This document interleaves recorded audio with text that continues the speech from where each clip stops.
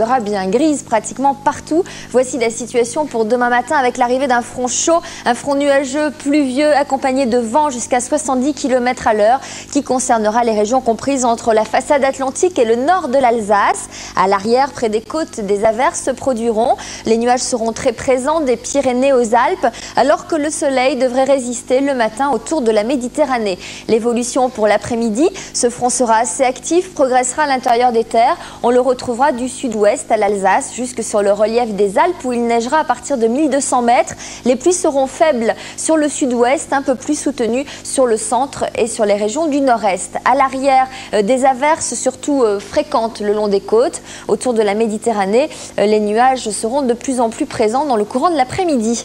Les températures seront en légère hausse par rapport à ce matin. Il a fait beaucoup plus frais aujourd'hui car nous étions dans un ciel de traîne. Demain, il fera 6 degrés à Paris le matin, 0 à Mulhouse ainsi qu'à Grenoble, 6 à Brest et 7 degrés à Biarritz. C'est là qu'il fera le plus doux. L'après-midi, des températures tout à fait de saison, entre 10 et 12 pour la moitié nord et de 11 à 17 degrés au sud avec là un maximum pour Perpignan et pour Bastia. Un coup d'œil en dehors de nos frontières. Avec un soleil très présent sur l'Algérie, le Maroc, la péninsule ibérique, il y aura des averses à Tunis. Un temps plus perturbé sur l'Europe du Nord, des îles britanniques aux pays scandinaves. En revanche, le soleil devrait s'imposer sur l'Europe centrale. Il fera beau, par exemple, à Varsovie, avec 7 degrés ou 11 degrés à Vienne. Samedi et dimanche, pas de surprise, un temps qui restera très pluvieux, avec des cumuls de pluie assez importants vendredi et samedi. On retrouvera la perturbation samedi sur les régions du centre, des averses au nord, un temps nuageux au sud. Petite amélioration dimanche où le soleil reviendra par l'ouest. Demain, nous fêterons les Patrices. Nous gagnerons 3 minutes de soleil. Nous serons le 17 mars. Je vous souhaite une excellente fin de soirée. Merci, bonsoir, à bientôt.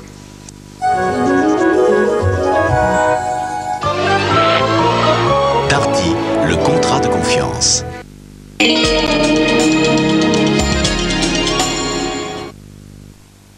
Allons, allons voir les nouvelles climatisations. Aux rencontres Peugeot, c'est climatisé. 106, 306, 405. Nous allons racheter. Il faut se hâter, car c'est du 16 au 27 mars. Allez, allez. Oh. Là, on se fait doubler. Allez, du 16 au 27 mars, aux rencontres Peugeot.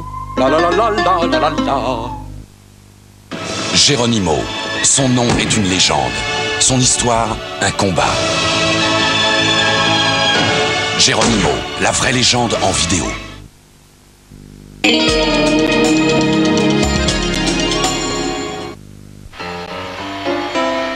Je sais ce que tu penses. C'est 6 fois qu'il a tiré ou c'est 5 seulement? Ici, c'est pas question pour un champion. Et vous avez moins de 7 secondes pour appuyer sur le champignon. C'est un 44 Magnum, le plus puissant soufflant qu'il y ait au monde, un calibre à vous arracher toute la cervelle. Est-ce que je tente ma chance? Vas-y, tu la tentes ou pas?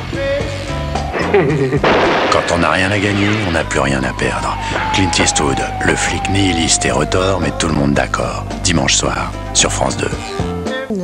Il était très tard ce soir-là, vous étiez enfermé dans une chambre, vous aviez dîné avec une femme que vous aimiez, vous aviez mangé des fromages et des fruits, et puis vous avez commencé à parler. En tout cas, je ne sais pas si c'est vous, c'est le narrateur de votre dernier livre. Il a commencé à dévider le fil de sa vie, et puis sa vie s'est entremêlée bien sûr avec celle de son père, et il a découvert des pans entiers d'une vie qu'il n'avait fait qu'effleurer. Oui. Car des carnets, son père avait laissé, des carnets où le fils a tout découvert. Je crois que c'est important de dire que ces carnets, il les a découverts dans une ruche. Je crois que la symbolique n'est pas innocente là-dedans. Son père était un chimiste très sérieux dont la seule dérive était de pratiquer l'apiculture pendant ses temps libres. Et puis c'est après la mort du père qu'au fond d'une ruche, il découvre des carnets. Et par ces carnets, découvre que son père a mené une vie qu'il ignorait totalement, qui est une vie absolument incroyable, ou en tout cas absolument pas accordée à celle qu'il connaissait à son père. Mais c'est à partir de ce moment-là, je dirais que l'élément fictionnel commence, c'est-à-dire qu'il apprend que son père a eu cette vie par des carnets. Son père a écrit ce qu'il a vécu, mais est-ce qu'il a écrit plus qu'il n'a vécu? Est-ce qu'il a écrit moins qu'il n'a vécu? Et lui, lisant ce récit, qu'est-ce qu'il en fait au moment où il tente de partager son émotion et sa stupeur avec cette personne qui est venue le voir et avec laquelle il mange fromage et déguste les vins aixois? C'était en décembre, le monde courait la poste, la vie allait qu'à un quart. J'ai voulu mettre cela à distance de notre temps. J'ai donc passé ça dans les années 60, ce qui permet une certaine sérénité narrative. Je veux dire, si on situe un récit comme celui-là dans l'époque tout à fait contemporaine, on est harcelé par l'événement. Tandis qu'en situant le livre dans les années 60, je lui donne une perspective plus paisible, et Dieu sait qu'on en a besoin compte tenu des événements que cet homme va vivre. Alors ces carnets, on ne sait, quand on lit ce livre, l'Italienne au rucher, on ne sait s'ils étaient faits pour être lus, et en tout cas peut-être pas par le fils, car c'est d'amour que ces carnets parlent, oui. D'amour voilé, d'amour violé, d'amour qui vont briser une vie. Je crois qu'à peu près toutes les questions qui sont soulevées dans ce livre restent des questions. Pourquoi ça a été écrit, pour qui ça a été écrit, et comment ça a été lu et comment ça a été interprété. C'est ce qui m'intéressait au fond, c'est d'essayer de maintenir en équilibre ce faisceau de questions qui peuvent venir à l'esprit du lecteur quand il assiste au spectacle, car c'est un spectacle finalement que celui de ce fils découvrant soudain un père qu'il ne savait pas avoir, en tout cas avec une telle personnalité, et un tel masque. Fils qui découvre que son père a trahi sa mère en aimant une autre femme. Oui.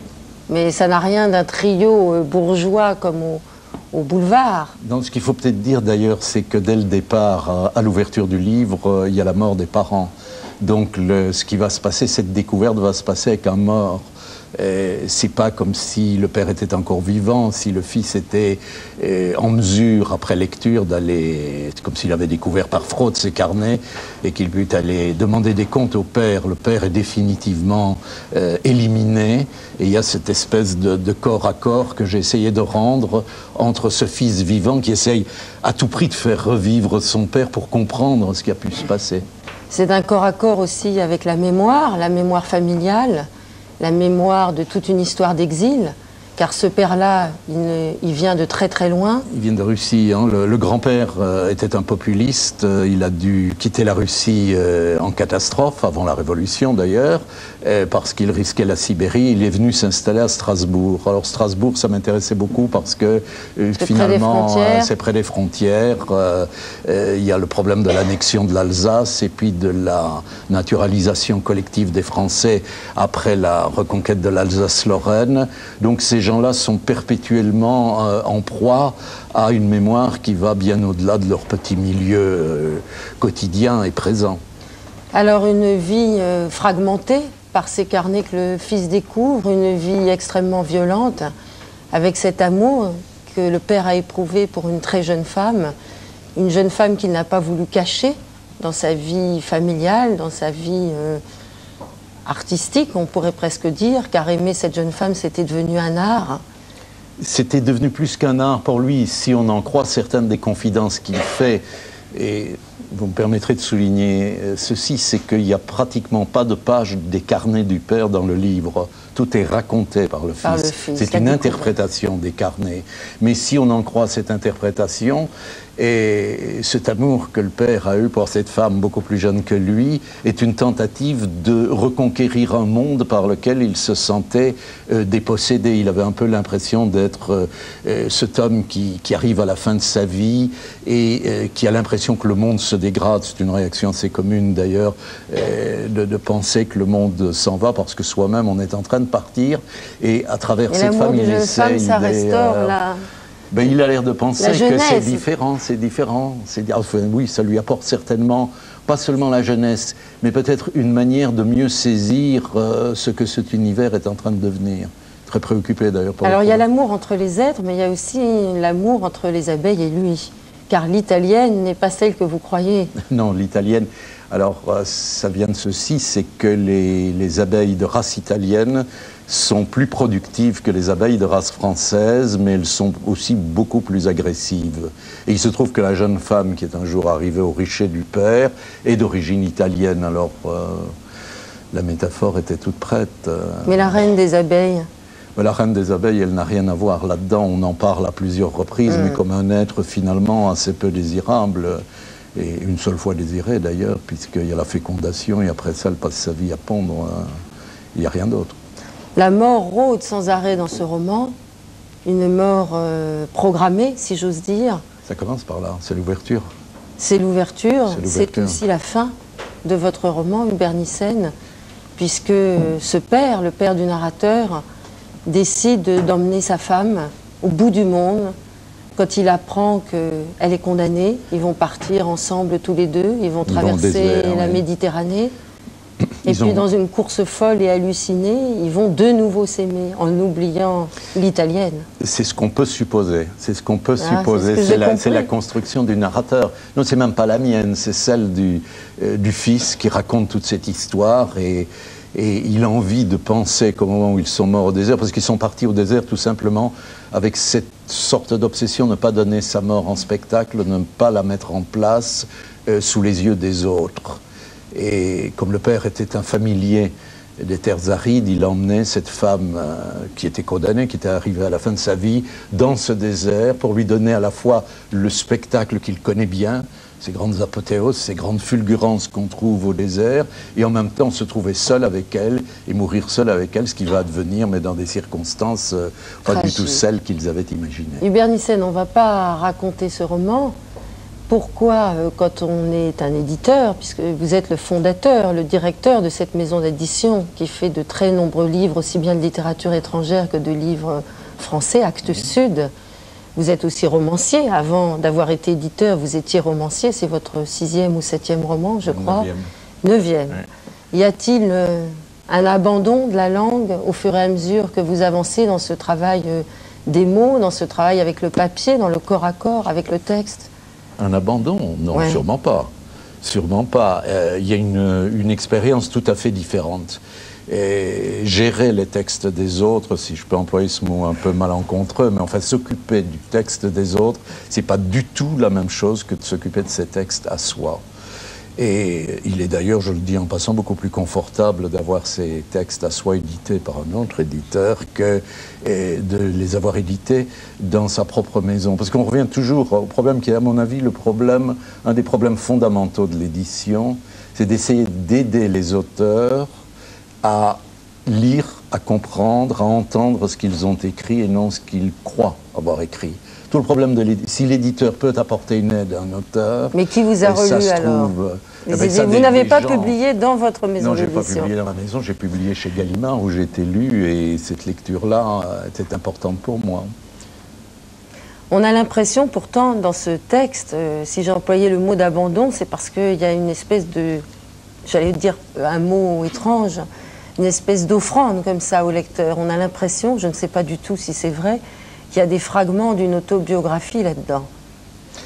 Oui, vous pouvez l'entendre comme ça. En fait, le seul élément biographique, c'est que mon père a fait de l'apiculture comme le père dans le livre. Mais ça s'arrête là. Ça s'arrête là. Je n'ai pas découvert, quand mon père est mort, je n'ai pas découvert de carnet, je n'ai pas découvert dans sa vie d'événements comme celui-là. C'est le seul élément autobiographique, si vous voulez. D'ailleurs, je pense qu'à chaque livre et chaque auteur, d'ailleurs, va chercher dans sa vie des éléments.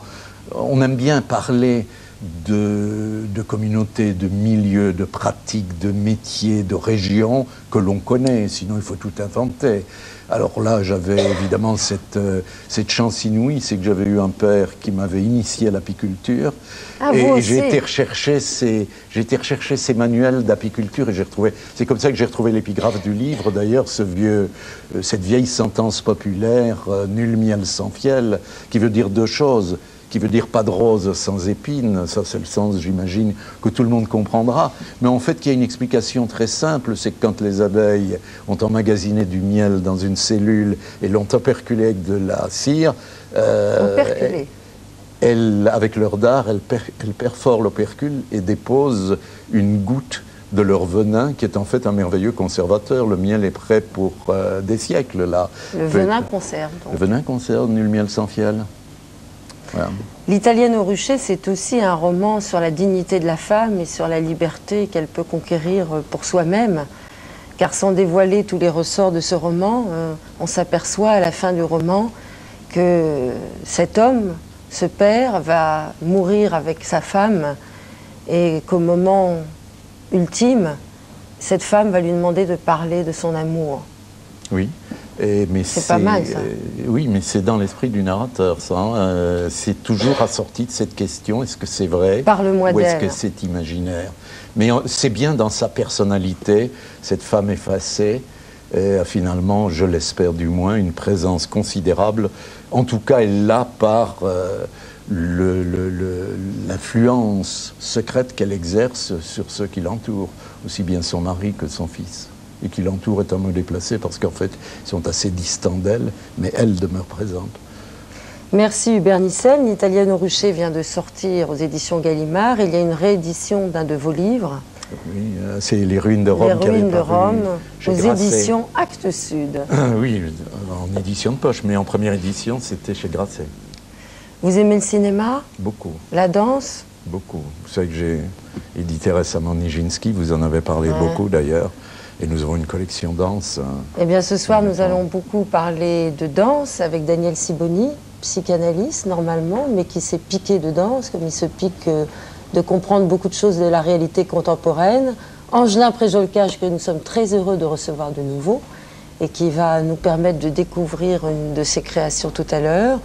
Et puis, nous allons parler d'un film portugais, Pedro Costa, et là avec Inès de Medeiros. Puis je voulais remercier Philippe Garrel du fond du cœur d'être venu ce soir pour parler de ce qui, à nos yeux, au Cercle de Minuit, constitue un événement. Ce sont les cassettes des entretiens de Serge Danet qu'il avait accordés à Régis Debray. Et Philippe Garrel, si vous le voulez bien, on va commencer par regarder donc cet entretien, un tout petit bout de cet entretien avec Serge Danet.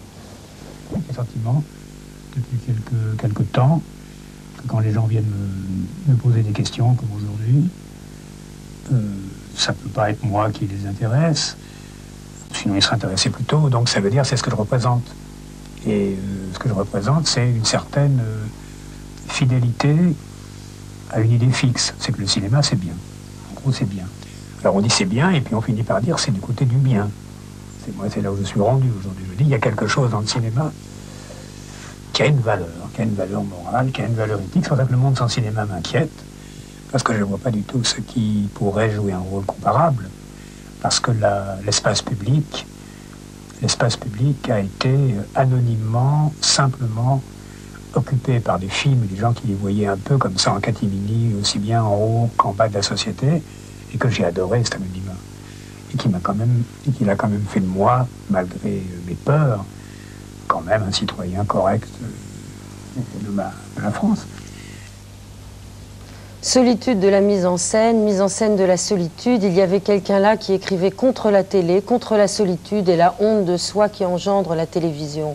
Ou des fois, il écrivait encore sur le cinéma et contre le cinéma, sur la morale que suggère chaque film et comment c'est cette morale qu'il faut juger et non le fait que le film soit bien torché ou pas.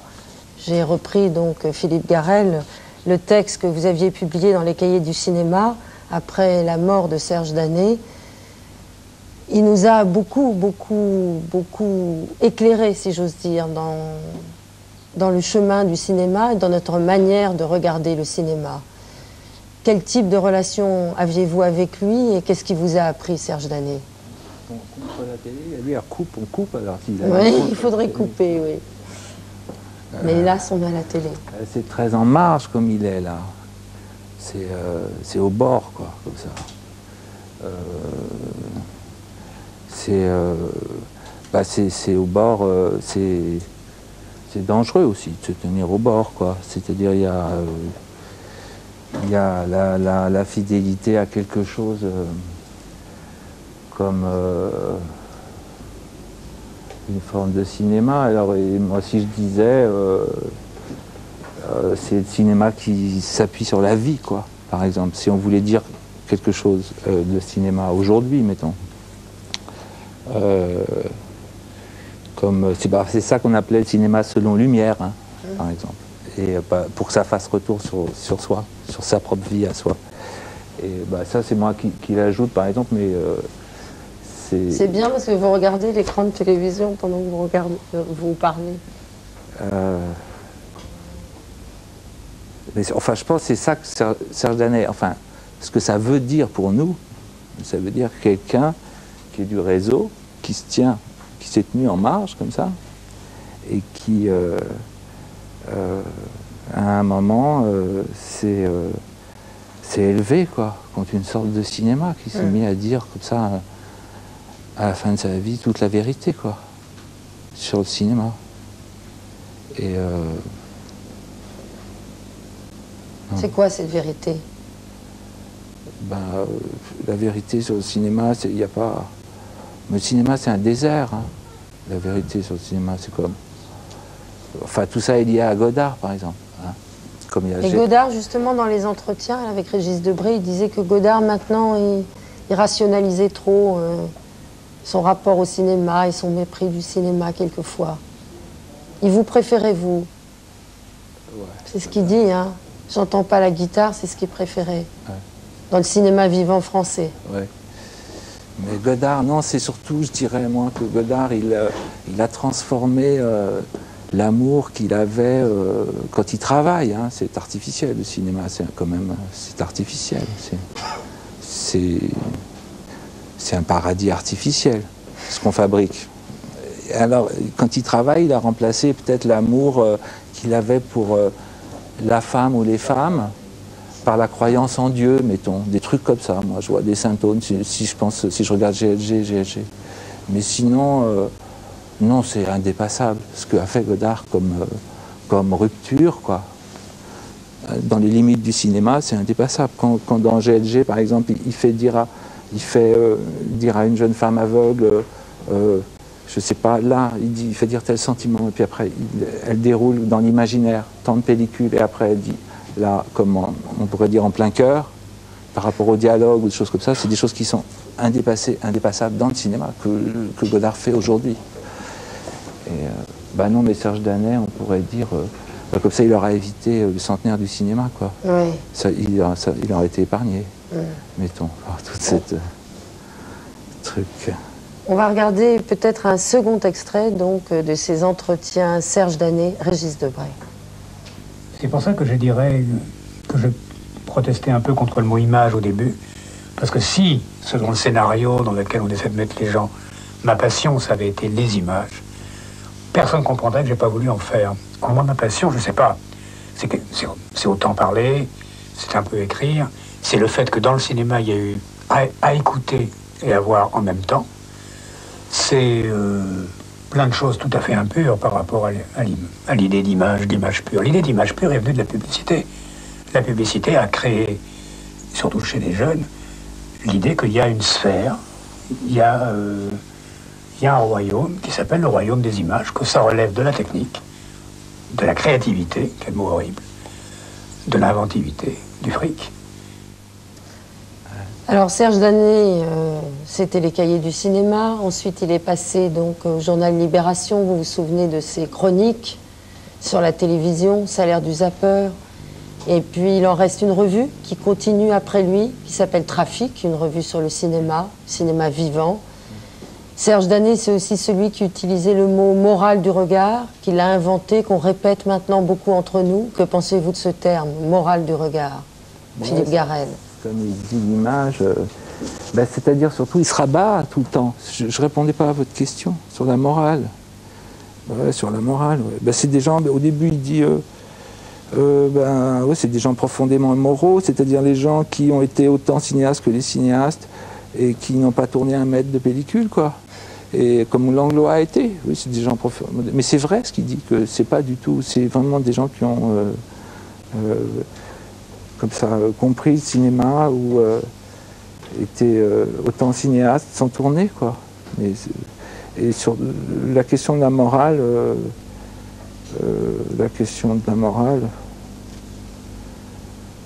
ouais, c'est moral, oui. Si, le cinéma, c'est des fois moral. Des fois quand même. Des fois morale, oui. De moins en moins? Ah, dans ce sens-là, vous voulez dire? Ah oui, mais ça, c'est le chaos. Mais ça existe très peu. Il ne faut pas regarder le cinéma dans son ensemble, tout ça, on s'en fout. Il faut regarder juste. Il y a un film tous les... Je sais pas, le film précédent m'a fait découvrir Nanni Moretti, par exemple. Serge Daney, c'est un des premiers qu'il a défendu en France, quand il n'était pas du tout respecté, tous à l'époque. Ça, par exemple... Mais pour moi, il y a très peu de films. Le cinéma, c'est pour ça que je disais que c'est un désert. Oui, alors, vous voulez dire... Je suis d'accord sur la moralisme de tout cela, mais est-ce qu'il y a une morale intérieure de ça, dans ce désert, dans les quelques films? Je sais pas. Je ne pourrais pas vous dire. Je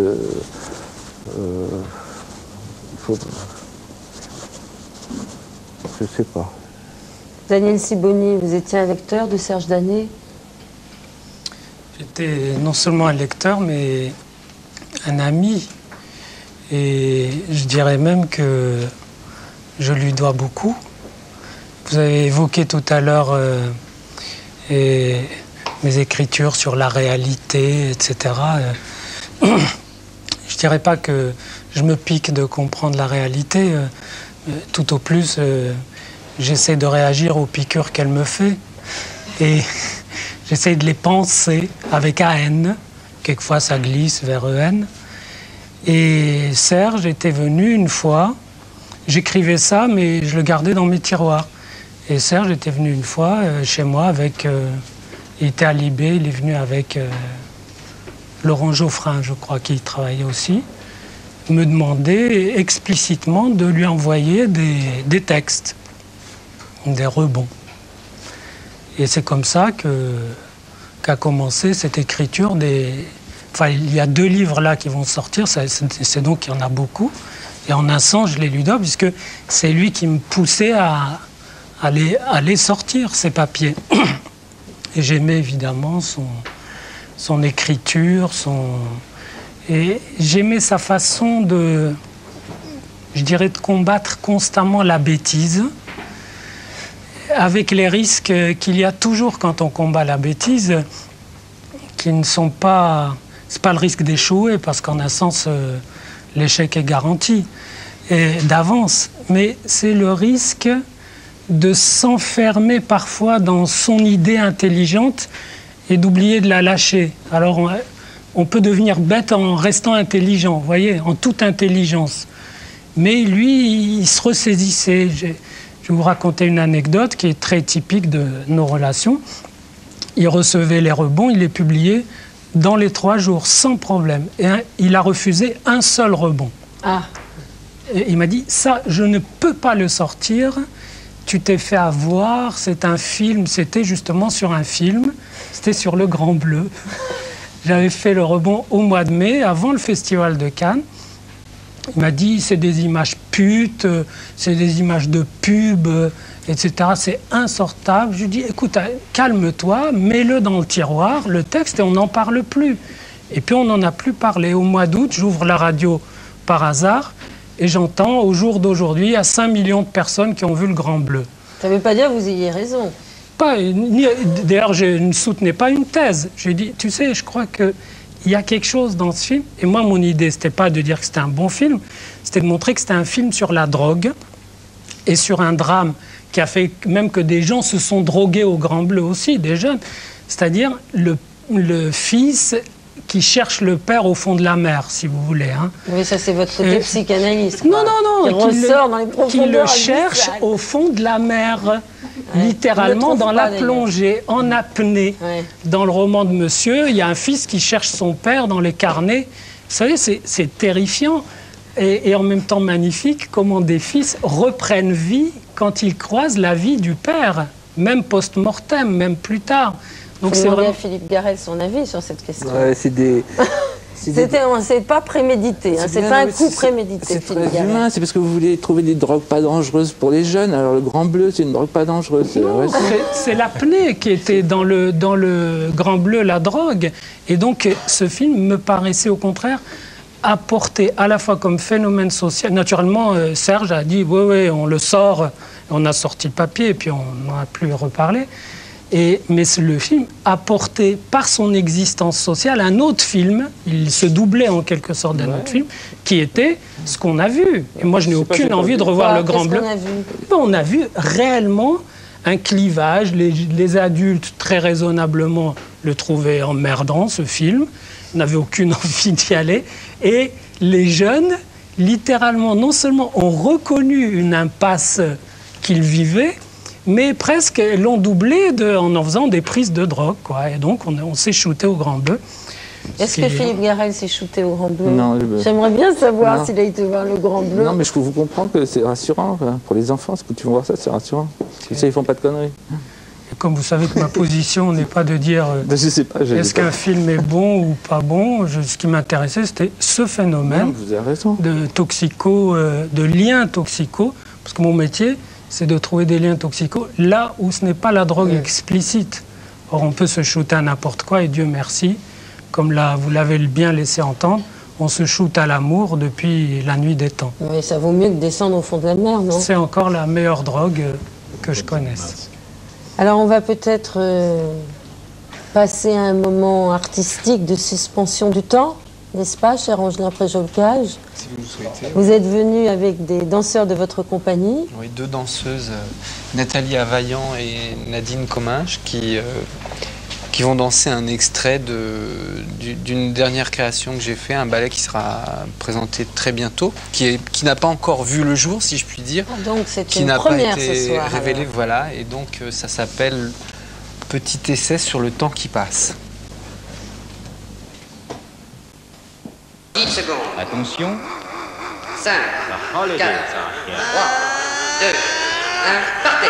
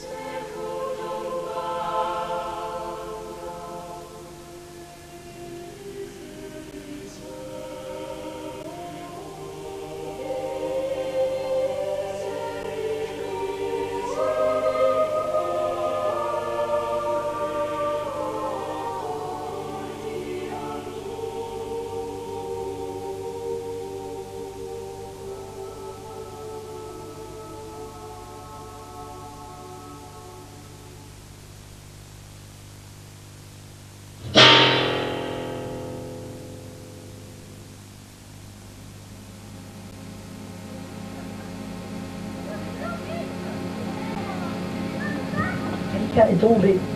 Quelqu'un est tombé.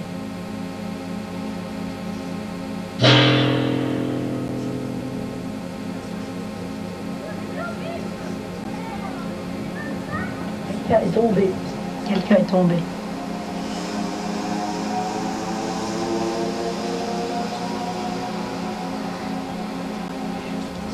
Je le relève et puis je me demande s'il n'a pas eu trop mal. Puis si ça va mal, je le conduis chez ses parents.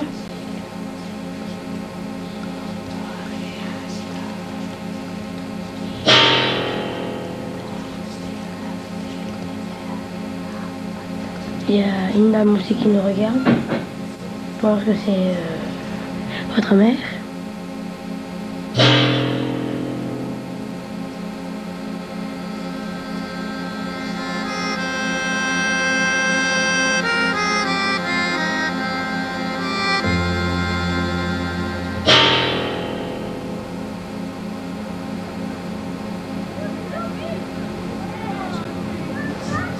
Quelqu'un est tombé. Quelqu'un est tombé.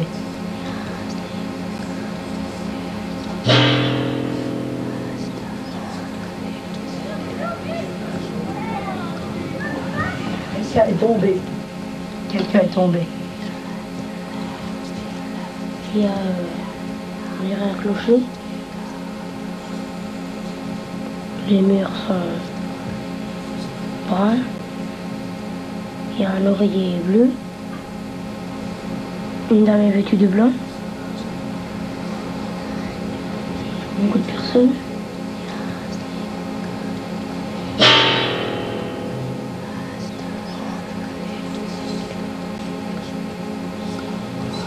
L'autre encore somnole.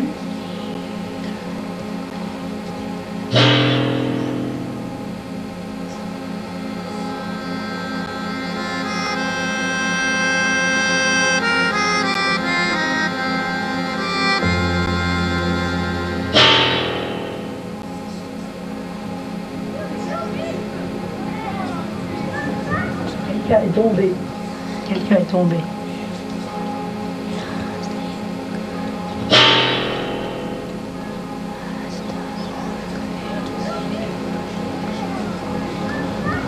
Quelqu'un est tombé.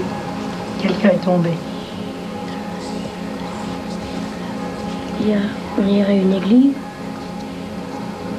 Devant, c'est tout blanc. Ah, ça, je me souviens plus.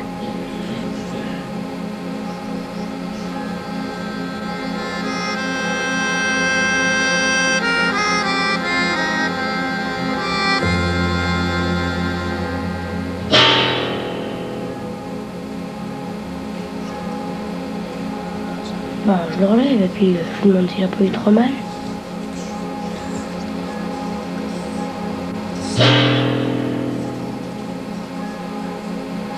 Puis ça va bien, bah je le laisse.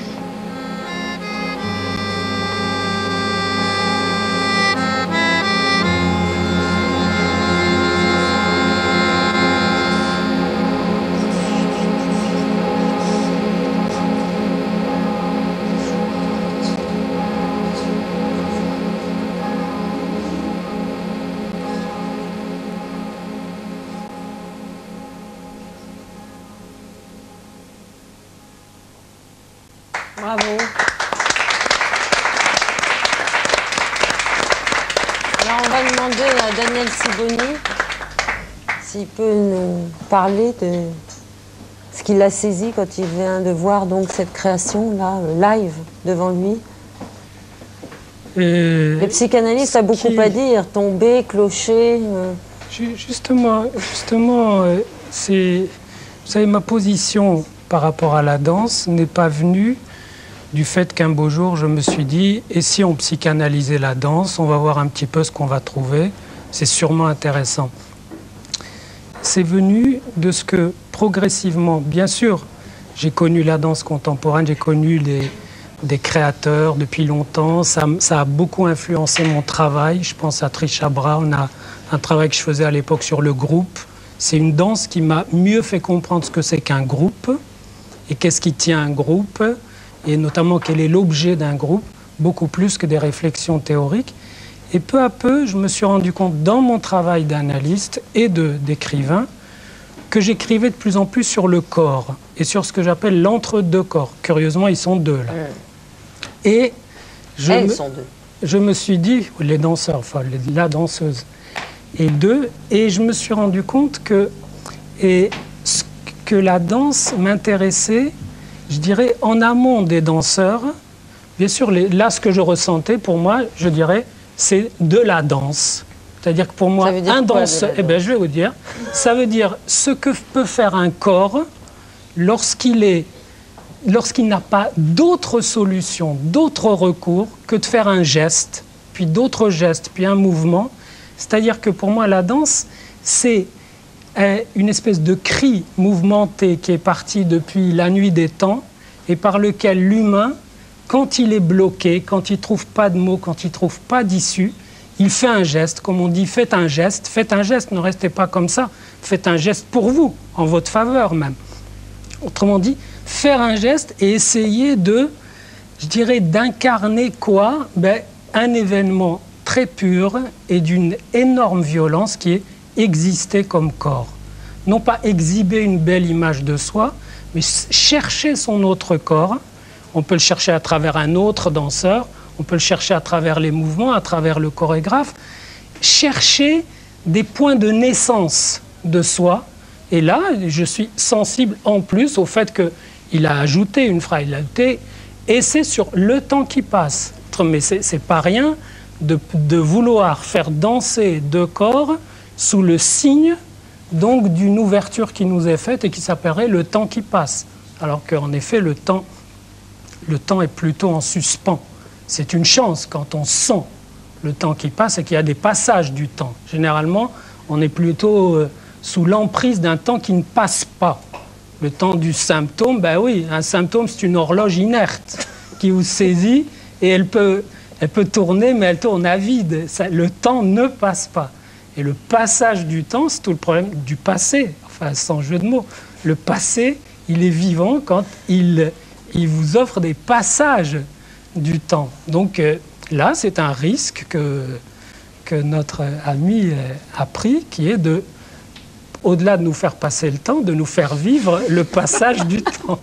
Alors, Angelin Préjolka, je ne sais pas si vous avez eu le temps de lire le livre de Daniel Sibony. Non, pas celui-ci. Pas encore. Pas celui-ci, oui, parce qu'il en a écrit beaucoup. Hein, oui, j'ai lu plein de choses de lui tout à fait passionnantes.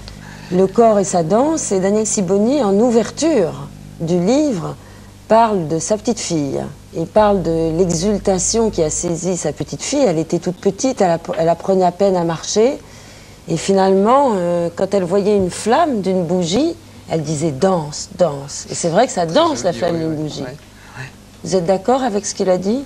Bah oui, et puis je suis surtout d'accord avec tout ce qu'il a dit auparavant, parce que sa petite fille, je la connais pas, elle doit être très très mignonne, vraisemblablement. Mais c'est vrai que par rapport à... c'est vrai que les enfants dansent naturellement, ils ont une façon de prendre l'espace qui leur est très propre. Et aussi, justement, les enfants ont une notion du temps, une conception du temps, puisque, pour revenir à cette histoire du temps qui passe, qui est très très lente, très étirée par rapport à nous. C'est drôle de constater que plus on s'achemine vers la mort, et plus le temps se comprime. On a tous cette sensation-là d'avoir, je sais pas, des vacances quand on était enfant qui durent des éternités. Vous parliez du désert tout à l'heure, c'est des déserts de temps. Enfin, et finalement, c'est drôle qu'au fur et à mesure, le temps prend une autre valeur, il a une valeur subjective. En plus, le temps du danseur est un temps tout à fait particulier parce que les danseurs, c'est des gens qui existent avec leur corps dans une profession, dans l'exercice d'un art. Et au fur et à mesure, l'instrument évolue, évidemment. Hein. Le corps vieillit, le corps vieillit, le corps... Il y a une temporalité du muscle, il y a une temporalité de l'articulation, et tout ça finit par s'user, et tout ça finit ou est intrinsèquement dans l'idée du danseur, et dans son essence même, c'est-à-dire cette espèce de fugacité de son existence en tant qu'artiste, en tant que danseur. Et donc tout ça, toute la question du temps est importante. Aussi, il y a cette notion, c'est arrêter le temps, et en même temps, c'est un peu, ça me rappelle un peu cette théorie de Einstein qui dit que, en fait, si dans le mouvement, en fait, on gagne du temps aussi. Vous savez, il y a cette théorie qui dit que si on va vite, le temps se dilate, et pour ceux qui sont immobiles, le temps se comprime. Et donc, un voyageur qui partirait dans l'espace à la vitesse de la lumière, qui partirait 1 an et retour encore 1 an, vieillirait de 2 ans alors que la Terre aurait vieilli de 500 ans, je ne sais plus. Enfin, il y a une théorie qui est liée entre la vitesse, le mouvement et le temps qui s'écoule. Et c'est vraiment une loi physique. Et j'ai l'impression qu'il y a une volonté chez le danseur, et en tout cas chez nous, dans mon travail, de vouloir danser très vite. Et c'est ça que j'essaye d'aiguiser, c'est de danser très très vite, peut-être pour gagner du temps sur la vie, pour exister plus pleinement, pour vivre vite. Et c'est ça qui m'amuse aussi. Philippe Garrel, quand on voit vos films, on a l'impression d'un temps, justement, on le sent, le temps, dans tous vos films. C'est-à-dire l'art est dans un temps, est fabriqué dans un temps particulier, non? Vous prenez votre temps pour faire les films, avant les films et pendant les films, parce que je me souviens des derniers films, on a l'impression d'une sensation d'urgence dans le tournage, comme si vous retourniez pas en arrière, mais que par contre le temps avant le film a été peut-être plus long, celui-là. C'est surtout quand je tourne, ça me fait penser que c'est une... L'art est une fraction de temps particulière, comme le rêve est une fraction de temps abstraite. Le réel est un déroulement du temps supposé plus objectif que le rêve, et que l'art était fabriqué dans une troisième notion de temps, très légère mais réelle, et que pour faire progresser des danseurs, mettons, ou tout ça, mais c'est ça qui est beau dans votre danse. Parce que moi je trouve que c'est mieux Préjocal que Trisha Brown, on citait Trisha Brown par exemple. Je trouve que c'est à cause de ça, du fait que c'est très... C'est pas la même période non plus. Ah, peut-être, peut-être. C'est pas enraciné dans les mêmes désirs, non? Daniel Sibony, Trisha Brown et Préjolcage. D'une part, mais là, en même temps, et c'est ce qui m'a passionné dans cette recherche, et quelque part, il n'y a qu'une danse. Je veux dire, même vous en pensez inclure... ça, vous? Oui, même en inclure... Ben, vous savez, mon livre, il démarre, il y a la danse des enfants. Et mes écrits sur le temps, je les ai aussi écrits à partir de naissance d'enfants. Je trouve qu'un enfant qui naît, et il naît très souvent, un enfant naît souvent, quand il change de période, de mouvement, etc. Donc, à chaque fois qu'un enfant naît, il déploie comme un parachute une bulle de temps qu'il va vivre, qu'il va incarner, puis qu'il va traverser. Donc, il y a... J'ai produit la notion d'objet-temps. Un objet-temps, c'est un objet porteur de temps. La danse, le corps du danseur, est un objet-temps, porteur de temps, et qu'il doit nous transmettre. Or, le livre commence, donc, au-delà des enfants, par cette scène biblique qui, moi, m'est très chère, puisque j'ai vécu dans ce livre, dans la Bible. C'est le roi David qui amène l'arche de la loi pour la mettre à Jérusalem, puisqu'elle était chez l'ennemi.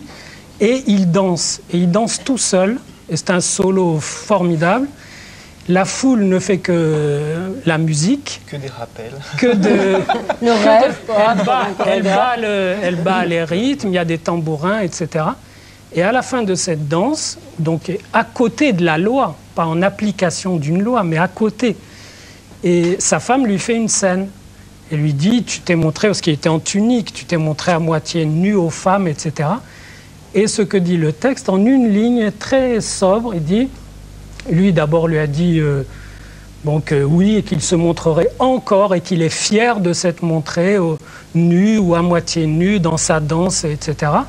Et le texte conclut, et à cette femme qui s'appelait Michal, la fille du roi précédent, qui était un roi fou, qui est mort fou, à cette fille, il n'y a pas eu d'enfant. C'est-à-dire qu'il indique le rapport entre la stérilité et le refus de la danse. Ou encore, si vous voulez, le rapport entre la fécondité, le donner vie et le consentement à la danse. Et je pense que c'est au-delà des subdivisions entre école, inspiration, style, etc. Alors c'est un hymne aussi à la possibilité que nous avons tous de pouvoir danser. Et de quelquefois, d'ailleurs même trop souvent, de ne jamais oser danser.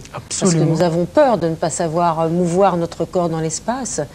Et vous faites allusion aussi à cette façon qu'on a de corseter nos corps, de les enfermer, de les engrillager. Et à un moment, vous faites allusion aux hôpitaux psychiatriques. Peut-être qu'on ferait mieux de plus danser dans les hôpitaux psychiatriques plutôt que d'asséner des médicaments qui... Vous savez, asséner des médicaments, mettre des camisoles de force chimique, ça consiste littéralement, il faut aussi tenir compte de l'angoisse de l'entourage. On enferme les fous parce qu'ils angoissent les autres. Je veux dire, on leur met des camisoles pour dire « arrête-toi, arrête-toi, tu bouges trop ». Tu bouges trop. Or, un danseur, c'est une danseuse, un corps danseur, c'est quelqu'un qui incarne la danse. La danse, c'est le mouvement qui doit engendrer la matière, qui doit engendrer le temps, qui doit engendrer une naissance, qui doit engendrer la recherche par chacun de son corps. À la limite, on peut danser très vite, on peut danser très lentement. Il y a des styles de danse où on vous fait sentir le temps dans son abolition, si je puis dire, dans son effacement. Alors Daniel Sibony, on va vous montrer un extrait d'un court-métrage fait par des chorégraphes. Je sais qu'Angelin aussi filme lui-même et prend la caméra pour pouvoir traduire au mieux son propre travail. Là, il s'agit de Bouvier-Obadia qui ont filmé leur propre travail. Regardez.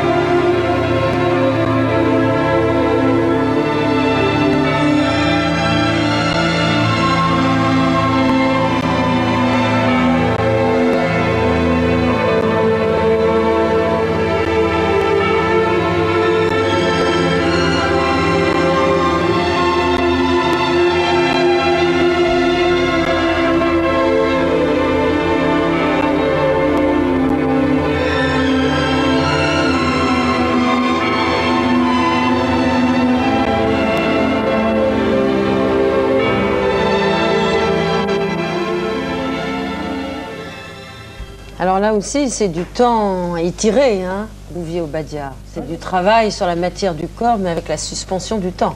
Oui, mais vous remarquez en même temps que l'étirement du temps s'accompagne de pincement de temps, si je puis dire, de singularité du temps, comme finalement dans notre vie. Moi, je voudrais faire une remarque, puisqu'il a évoqué le temps de la mort, l'approche de la mort, les vieux. Les vieux, ils ont un rapport au temps qui donnerait des leçons de jeunesse à beaucoup de jeunes. Parce qu'on croit que les vieux, du fait qu'ils approchent de la mort, ça les obsède et qu'ils s'épuisent, ils se fatiguent, ils veulent plus grand-chose, etc. J'ai été frappé, pour avoir travaillé avec eux, que les vieux ont, les personnes âgées, ont un rapport au temps dans lequel